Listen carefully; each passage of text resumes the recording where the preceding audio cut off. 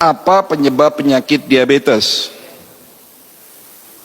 Ada di sini yang sakit diabetes? Saya yakin pasti ada. Apa penyebab sakit hipertensi?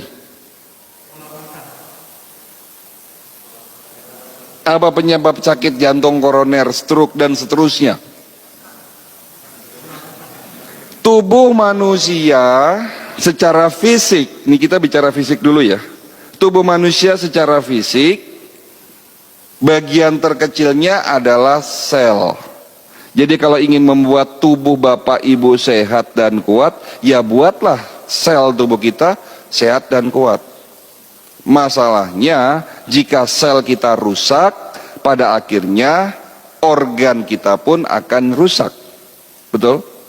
Contoh misalnya, rusaknya organ pankreas dan rusaknya sel insulin akan menyebabkan penyakit yang namanya diabetes mellitus atau kencing manis.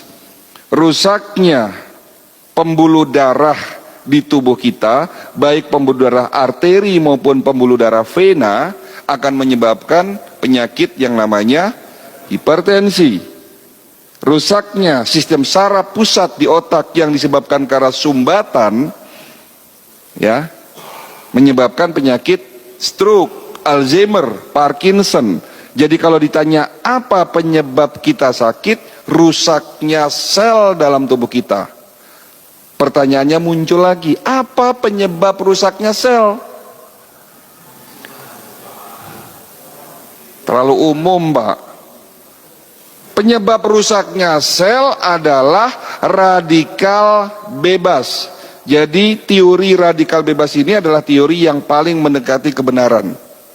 Hampir 80% ilmuwan menyatakan rusaknya sel disebabkan radikal bebas. Lalu pertanyaannya muncul, apa itu radikal bebas? Radikal bebas adalah sebuah senyawa, molekul, yang dimana molekul ini kehilangan pasangan elektronnya akibat proses oksidasi. Ada dua kata yang harus dicatat, diingat. Pertama adalah radikal bebas, kedua adalah oksidasi. Apa itu oksidasi? Oksidasi itu contohnya kalau di luar sana besi berkarat. Loh, dok, berarti tubuh kita bisa karatan? Bisa. Oksidasi itu contohnya kalau apel dipotong dan tidak segera dimakan, dagingnya berubah warna menghitam.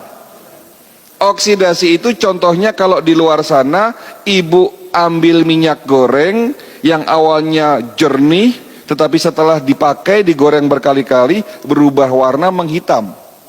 Oksidasi terjadi dalam tubuh kita. Kenapa bisa terjadi?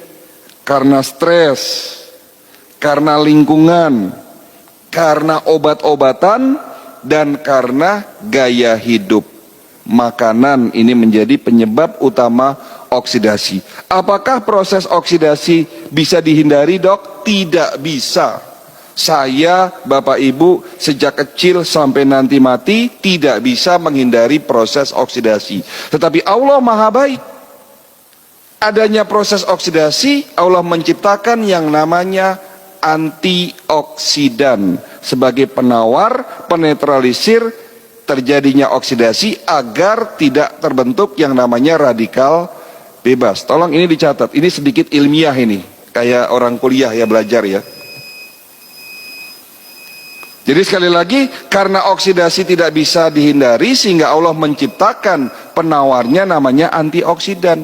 Antioksidan itu di mana? Ada dua, di dalam tubuh kita dan ada di sekitar kita. Di dalam tubuh kita, di setiap sel tubuh Bapak ada yang namanya antioksidan, glutathione, dan superoksid dismutase. Nah yang ini tidak usah diingat, agak susah. Intinya diingat antioksidannya. Ya, antioksidan tersebut diproduksi di dalam tubuh Bapak secara otomatis jika terjadi oksidasi. Masalahnya Bapak Ibu sekalian, setelah Bapak Ibu umur di atas 40 tahun, produksi antioksidan di dalam setiap sel dalam tubuh kita semakin menurun produksinya. Oleh karena itu, rata-rata orang sakit diabetes, hipertensi, jantung, dan stroke selalu ada di atas usia 40 tahun. Walaupun juga sudah mulai ada yang usia sebelum 40 tahun pun sakit tersebut. Tetapi kembali lagi, Allah Maha Baik. Bukan hanya menciptakan antioksidan internal dalam tubuh kita, tetapi Allah menciptakan antioksidan yang ada di sekitar kita. Ada di mana? Di mie instan? No. Di goreng-gorengan? Tidak, justru goreng-gorengan penyebab oksidasi berlebih.